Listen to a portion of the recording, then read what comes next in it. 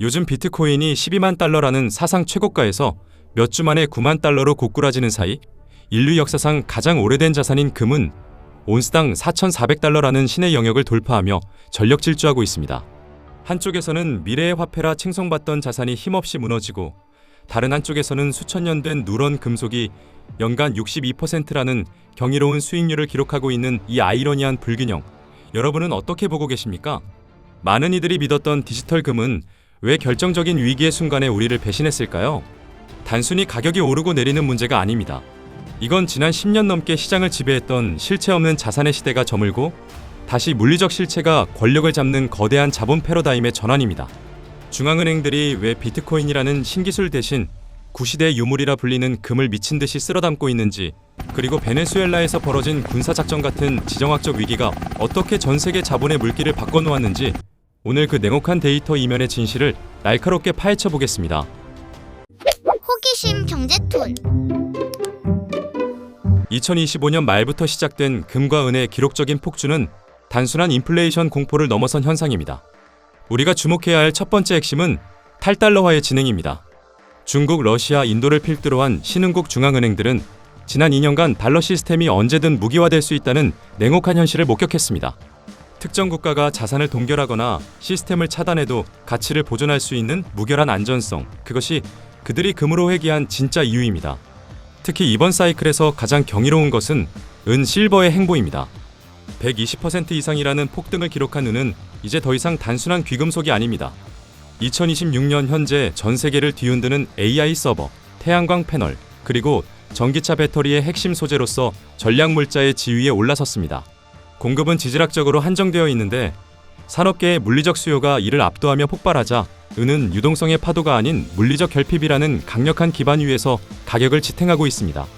여기에 미군의 마두로 체포 작전 같은 지정학적 위기는 앞으로 시장에 기름을 부을 것으로 예상됩니다. 전운이 감돌고 국가 간 신뢰가 무너질 때 인류는 본능적으로 손에 잡히는 가치를 찾습니다. 결국 2026년의 자본은 보이지 않는 코드의 정교함보다 땅속에서 캐낸 금속의 역사적 무게감에 압도적인 점수를 주고 있습니다. 그렇다면 비트코인은 왜 이 자산 축제에서 철저히 소외되었을까요?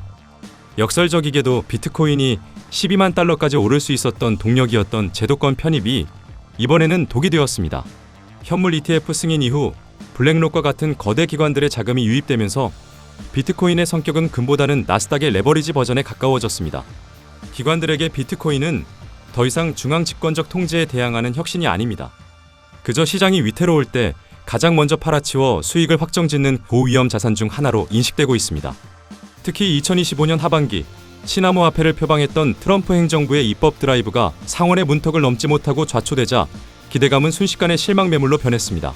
디지털 자산시장 명확화법이 계류되는 사이 시장은 비트코인을 향한 과도한 희망이 거품이었다고 판단하기 시작했습니다. 결정적으로 작년 10월 고래라 불리는 대형 투자자들이 190억 달러라는 천문학적인 자금을 청산하며 연쇄 하락을 불러왔습니다.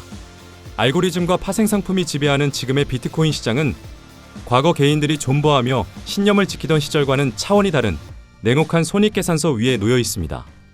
금이 중앙은행이라는 든든한 실수요층을 가졌다면 비트코인은 여전히 유동성과 미래 기대감이라는 추상적인 가치 위에 서 있기 때문입니다. 전망은 그 어느 때보다 정반대로 갈립니다. 캐시우드 같은 낙관론자들은 지금의 하락이 17만 달러를 향한 성장통이라 말하고, 피터 시프 같은 비관론자는 자산이 증발하기 전 마지막 탈출 기회이다 라며 비트코인이 크게 추락하는 파국을 경고합니다. 이 극단적인 대립 자체가 비트코인이 아직 안전자산의 지위에 오르지 못했음을 보여주는 가장 강력한 증거입니다. 그렇다면 우리 같은 개인 투자자들은 어떻게 대처를 해야 할까요?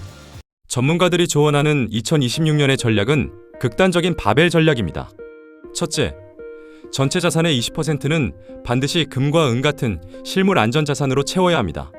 수익을 내기 위한 수단이 아니라 시스템 붕괴나 전쟁이라는 파국에 대비한 최소한의 생존권입니다. 특히 산업적 수요가 탄탄한 은을 금과 2대8 비율로 보유하면 자산 증식 효과까지 기대할 수 있습니다. 둘째, 비트코인과 같은 고위험 자산은 10% 내외로 제한하십시오.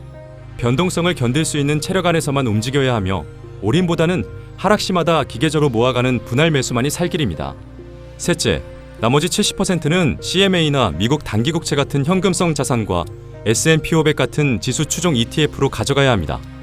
고금리가 유지되는 환경에서 현금은 그 자체로 훌륭한 수익원이자 시장이 급락했을 때 우량주를 담을 수 있는 강력한 탄약이 됩니다.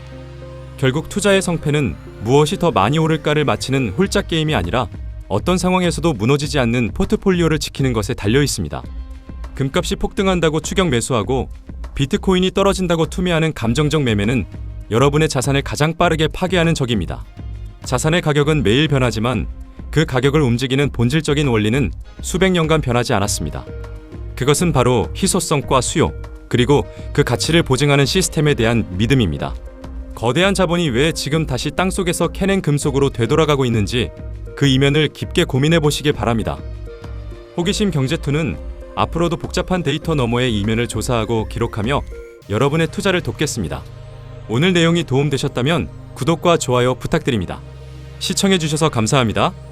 본 채널의 모든 영상은 정보 전달 및 교육 목적으로 제작되었습니다. 영상에서 언급된 수치나 사례는 과거의 데이터이며 미래의 수익을 보장하지 않습니다. 모든 투자의 최종 결정과 결과에 대한 책임은 투자자 본인에게 있으며 본 채널은 어떠한 법적 책임도 지지 않습니다.